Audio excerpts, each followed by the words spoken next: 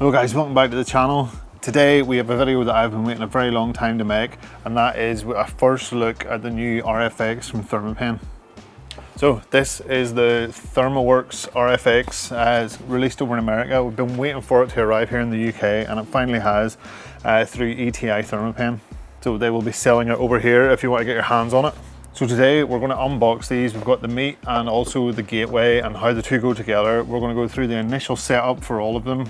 We will have a look at the app as well and how that kind of works with everything together, and then we'll talk over some of the features of it.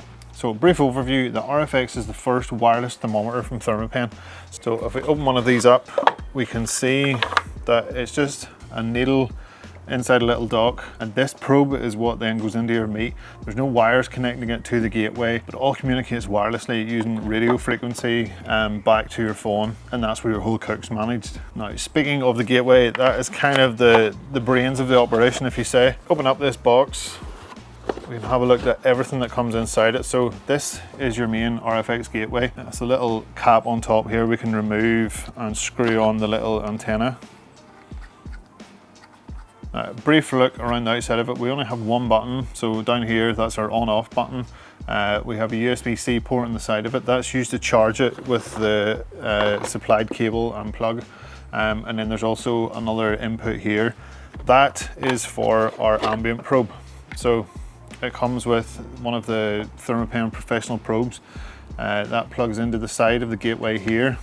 And this will give you an ambient reading then of your barbecue temperature. So unlike some of the competitors, it's not all encased within one probe. So at first that might seem like a bit of a disadvantage, and really it's a wireless probe with a wire, but there is science behind it. So there's an effect in cooking called evaporative cooling. So that is, as the meat gets to a certain temperature and it starts to sweat or let off water, that water then absorbs heat from around the meat, and then it gives a kind of cooler pocket around it. You might be a little bit more familiar with it when you talk about the stall. If you're cooking a brisket or a pork butt low and slow and you get to that dreaded stall, it's the exact same process happening. So as the meat starts to sweat or let out moisture, it cools the area around it, which slows down the cooking process. So you're not getting an accurate reading of what the temperature is around that piece of meat. So whenever you're trying to take a reading off the very tip of this probe, it's only an inch away from the actual piece of meat, so it's still in that evaporative cooling zone. So you're not really getting a true temperature. So whilst this is clipped onto the same portion of your grill, but it's far enough away from the meat, you're going to get a nice accurate reading from it. And realistically, this is going to sit pretty close to your barbecue anyway. The important thing is the meat thermometer, because that is the one that's going to move about a lot. If it's inside your piece of meat, you can lift it off, you can put it back on again, you can move it around, toss it, flip it over without having to worry about those wires getting all tangled up. So let's talk about some stats. The meat has a line of sight range of 457 meters. That's massive. That's because they're using radio frequencies rather than Bluetooth. So Bluetooth typically will go line of sight maybe 100 meters at most, but if anything gets in the way, whenever you're kind of at that further distance, it is really hard to maintain a signal. Whereas radio frequencies will go through walls, all sorts, so it should be fine. The whole thing can be monitored through Wi-Fi, so again, you're not relying on Bluetooth to get readings across to your phone, so you can monitor it from anywhere as long as you're connected to Wi-Fi. The probes can handle an ambient temperature of just over 500 degrees C, so they're good to go in whenever you're searing over the flames, or if you're roasting at a high temperature, perfectly fine. They're also waterproof, so they're perfect for sous vide or deep fat frying as well. You don't have to worry about it ruining your probe. Now, it wouldn't be a Thermapen product if it wasn't super accurate. So we have 4 sensors along this just to get a really accurate reading throughout that piece of meat. And then it's kind of taking an average of them all. As far as battery life goes, then from a 10-minute charge, you're getting up to 50 hours of usage. So really fast to charge up, and they really don't use a lot of power at all. As far as your Gateway goes, then this can handle up to 50 of these. So if you have a massive catering operation, this is a godsend, because it's one Gateway that you connect to, and it connects to all of these to monitor them. So you're not having to use multiple connections to try and manage it all. It's all coming through the one Gateway. So I think it's about time we set this up for the first time. Believe it or not, I haven't. I have left it specifically, so we're doing it first time live on camera. I've used lots of ETI products in the past, and I have every faith that it will be a nice easy setup. So let's jump in and have a look at it. Okay, so I'm going to screen record my phone here as well, just so we can see what's happening within the app. I'll stick it up on the screen beside me here. So our gateway, once we've screwed on the little aerial, there's really not much else to it. We have one button on the back here, and if we press that, you can kind of see if it's invisible on the camera. There's a blue light comes on, a blue LED. We'll open up our ETI app. We're going to go to add a device. And you can see here we have a list of, so we have RFX Meet and the gateway. We're going to set up the gateway first. So gateway is powered on. We'll hit next. And it has already showed up here. We tap that. Now we just wait for it to set up. So it's asking for Wi-Fi. I didn't bring the Wi-Fi passwords right with me. So there's no drop-down menu. We have to actually put the network name in. So I'll maybe skip this bit over. Okay, and we'll hit next. Seems to have got Wi-Fi status already. Now we wait. Now we need to give it a name. Barbechoo RFX Gateway.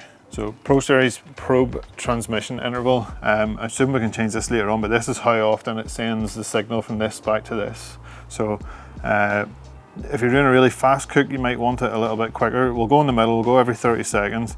Obviously for longer cooks like pork shoulders and briskets, etc., that are going up really slowly, you don't need to know every 30 seconds. So we'll stick it in the middle, but I'm sure we can always change that later on. So this is our probes and stuff. We will just leave this all as standard and we'll deal with that once we add in our RFX Meet.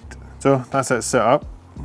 Now we can go back out and we're going to add another device, and that is our RFX Meet. So that's this guy here. So we'll leave him in our cradle for now. We'll tap on RFX Meet. Please turn on your gateway. Verify your RFX gateway is turned on. Yes, it's all good. So remove the Meet from the charging block and touch the RF Meet to the gateway antenna. Oh, picked up before we even touched it. Temperature based, long cooks up to 65 hours, 3 degrees. So that means every 3 degrees it will send a signal. That sounds good to me.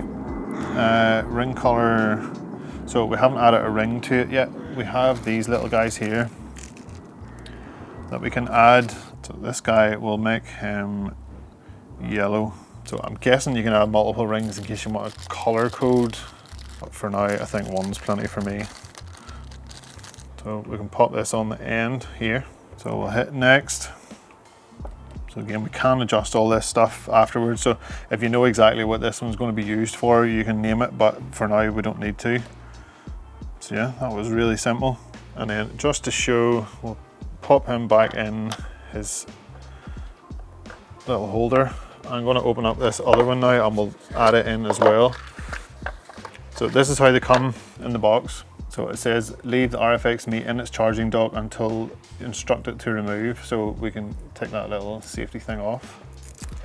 This is our little indicator. So you can see on the RFX there are two lines. So there's a minimum immersion line, so that's where the minimum it has to go into, I suppose, to catch all 4 of those little sensors inside it.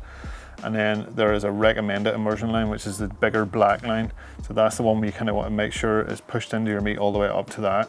But we can take this little tab off as well, and we'll pop it back into the dock. And now we can come go back out and add, oh, sorry, I picked up the second one actually. Here, that was fast. Well then I guess we can just go in here and adjust. So quick cooks up to 5 hours. So again, this is our interval. So all these settings, it's already picked this up, which is nice.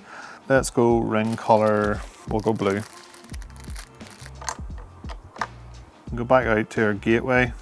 So here you can read, we have our 2 temperatures, so blue and yellow. You can see the 2 probes on the screen here. And if you tap into them, it gives you your max temp and min temp. We can tap in then and set alarms if we want them. So we'll just turn the alarms off. There's no real need to have them on while we're just demonstrating. But once you put these in, then you can give them names. So say this one was for your chicken. Hit save. So now we know the yellow one is in the chicken. You can then go into your blue, tap into it, and we'll give this one, say, beef. So we know that the blue one is in our beef, the yellow one is in our chicken. We can instantly kind of recognize them. At the same time, if you had a large cutaway, if you're doing a big brisket and you want to put one in the flat, one in the point, you'll know which one is reading what due to the little rings, so that's definitely a handy thing to have. So the only other thing we need to do then is we'll plug in our probe into the gateway. So this is our ambient probe.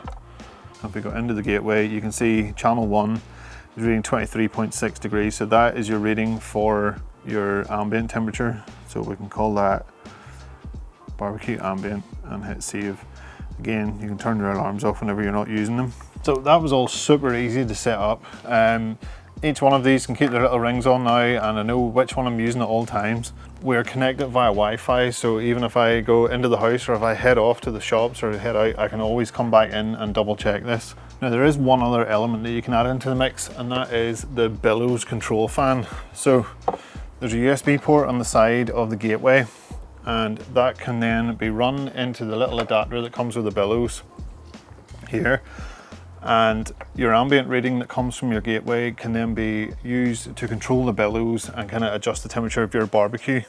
So it really does become a smart system whenever you're using it for that. And whenever you are out on the road, if you have to head out and you think your barbecue temperatures are spiking, you can easily go into your app then and adjust your temperatures, and the billows fans will allow those temperatures to kind of rise up and down based on what you're setting them to. So having all of those together is probably a nice complete kit for as far as thermometers go. You should, of course,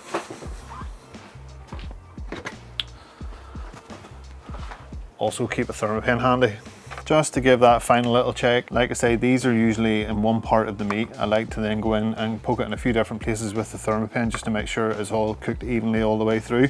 Now, there are a few different kind of kits that you can buy. You can buy the gateway and the meat probes on their own, or you can buy a starter kit with just these two. So you'll get your gateway with your ambient probe and an RFX meat.